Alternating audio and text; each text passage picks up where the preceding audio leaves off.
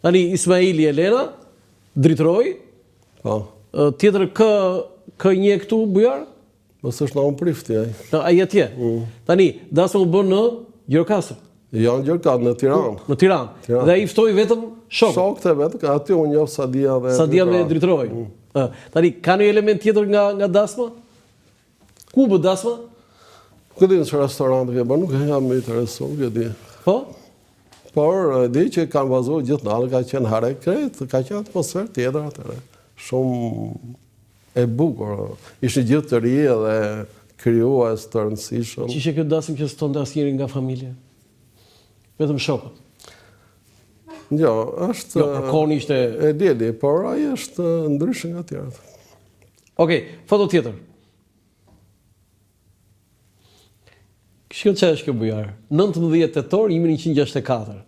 Më 26 tetor 64, ditën e hënë, ora 18, në klubin e shkrimtarëve dhe artistëve do të diskutohet romani Ismail Kadaret, generali i ushtrisë së vdekur. Diskutant kryesor do të jetë shoku Kudret Velça dhe oponent shoku Trip Gjata. Pedagogët e studentëve të atij instituti mund të marrin pjesë në këtë mbledhje edhe duke diskutuar. Lutemi njoftoni të marrin pjesë. Kryetari, nuk e di, së dalloj mirë atë, Komisioni Prozës Tiranë 19. Po.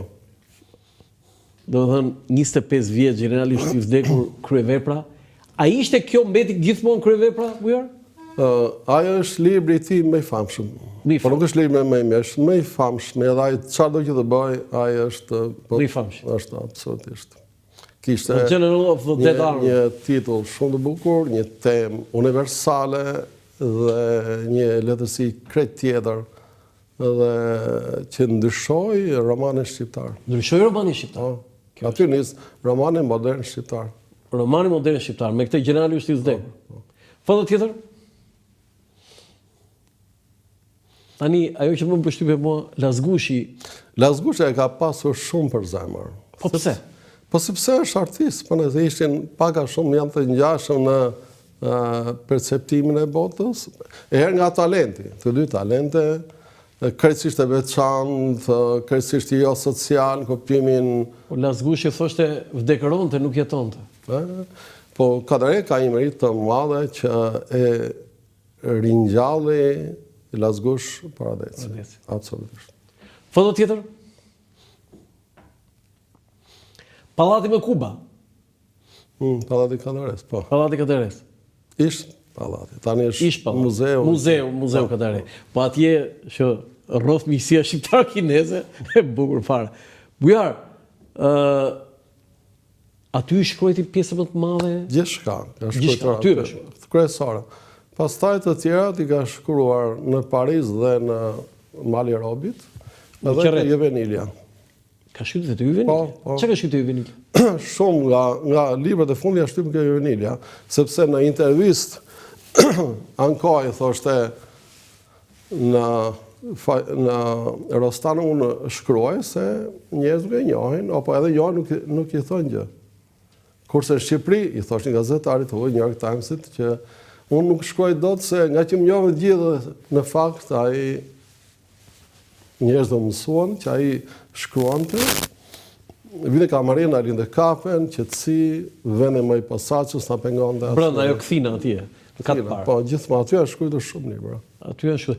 Kur shkuante Kadareja, kur kompozonte, domethënë kur krijonte, natën, ditën, që në një orar të veçantë në periudhë? Ai gjithmonë punonte 2 orë në ditë, më 10 deri në 12, pastaj s'punonte më. 2 orë në ditë punonte. Domethënë paradite. Paradite. Po pastaj lexonte shumë? Lexonte, shikonte televizion, rrite shumë vonë. Rrite vonë? Sa orë gjuhë? Po ndoshta zgjohesh vonë, pastaj flite 6-7 orë, ndoshta zgjohesh vonë, por rrinte. Kishte shumë qejf shifte lajmet, debatet, ti ishe informuar, ishe shumë kurioz. Si ishte një ditë e tij? Si niste ditë e tij? Me Bujar Hudrin të Juvenilia. E merr në telefon, jam dhe 2 minuta kaq ai zbristaj korrekt ai. Korrekt, ë? Absolutisht. Ishte kështu fiks. Absolutisht. Do të thënë te skajtar. Ti e prisje poshtë, zbriste? Poshtë atë. Po. Shkoni te Juvenilia? Shkoj te Juvenilia, vinte kamare, kishte qejf ku kamaret binte vet kafen. Ta cilë pa e porositur. Kjo ishte madje kishte të merr që vjen ai kamaret, kujton po e bezdisë dhe ai meshte filxhanin bosh. Ai i bërtisë. Për lërë dhe me që nësë kemë për të zonë, kemë për të pirë kafe. Kjo është dëshmi që kemë pirë kafe. Se kamerën kujton dhe me po e bezdis. A i tonë si objekt. Ishte vetë, sepse në kafenet ka shumë rëndësi. Dhe kjo është arsye thoshe që komunizmi ja hoqë emrin kafenet, po e bëre embëltore. Se kishte frikë nga kafenet. Ç'a thua? Po. Sepse në kafene mund kishte... Në kafenet i bën flet kundër qeverisë. Kundër X, Y, bën ç'të duash, edhe s'ma përgjegjësi gjasme. Dhe s'ma përgjegjësi. Po ama i thua të gjitha.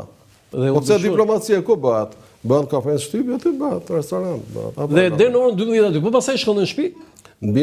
Bënim zgjero në park.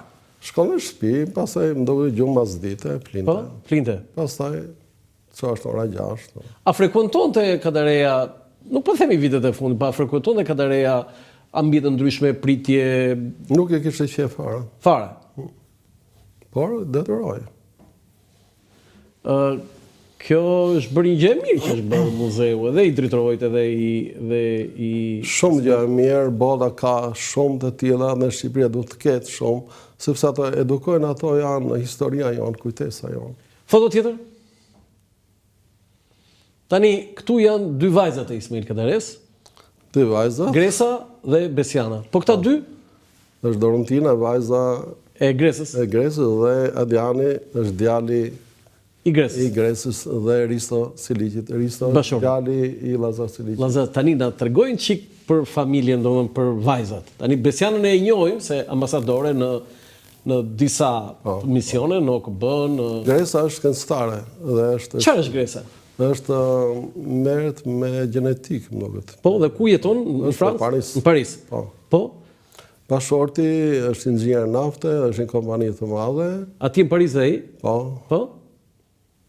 Edhe vajza është, e di që është martuar, djali është në gjimnaz, është shumë i zotit. Tani jo priti një sekond. Dorontina e ka vënë emrin Ismaili? Po. Për kush e solli Dorontinën? Po. Do të ketë lidhur ndoshta nga 96-ta, ndoshta nuk e di kur ka lidhur. Ka një histori si qyshtek, do të thënë ajo pëlqen emri Dorontina? Sigurisht, edhe ka Dorontina edhe në frëngjisht shqiptar shumë bukur. Po djali? Adrian është shumë i zgjuar, shumë edhe njeh gjuhët mirë, është tani gjasi Kadare i vogël. Kadare i vogël, Tani dy vajzat i ngjanë njëra nga ato? Shumë duket sikur i ngjajnë. Nuk ngjajnë. Besë ngjan shumë nga babi i saj. Kopje. Kush? Besiana ngjan shumë nga Kadareja. Besiana ngjan. Sjellur nga temperamenti, nga ampresia, nga... Tani, Elena shkruajnë që heshtja, ose ajo speechless, do të thënë pa folurit e Kadareve, është... Legjendare. Është legjendare. Tani, kështu janë dhe vajzat edhe... Jo, nuk janë ashtu. Nuk janë ashtu? Jo. Bujar, si ke ti marrëdhënien me dy vajzat? Se mirë me Ismaili dhe Elenën, po me vajzat? Duke ditur që vajzat, ti më duke s'ke vajzë lanë. Jo, një djalë kam. Vajzat duan shumë babajnë. Po? Kështu që ato, duke ditur që unë kam dashur shumë babajnë e tyre, marrëdhëniet janë të mira. Kush është vajza e babait, Gresa apo Besiana? Se një ka babait preferuar. Nuk më takon të flas. Nuk takon të fakt. Foto tjetër, e kuptova. Ti Tani, Bujar, unë në radhë parë shpreh një lloj kështu për Kadria Kadare, kam pas nderin të më redaktoj librin tim Historia 33 kryeministrave dhe aty e kam njohur për sa afërmi, se sigurisht që e njihem përpara, po bisedat me atë janë kështu për të mbajtur shënim, kur thon. Por atë e njinte shumë mirë familja vet, po me njëherë pas tyre ishte ti që e njeh. Çfarë ishte Kadria Kadare? Kur ndroi jetë Kadria, Kakuje e them gjemon. Kakuje, Kakuje, tamam. Unë ka fol, më tha Kadria ti do flasësh ke varrezë, unë fola në fakt. Ti ke folur te? Unë fola. Po. Pastaj bëra një shkrim në gazetë. Po, ai ka qenë shumë i bukur. Dhe dy dashuritë e saj janë libri dhe Ismail Kadare. Ajo jetoi për këto dy dashuri. Ajo nuk u martua kurrë? Nuk u martua, po ajo për Kadaren të vriste. Të vriste? Absolutisht. Nuk ka motor, ta doje... Kakuja të vriste për vllajin.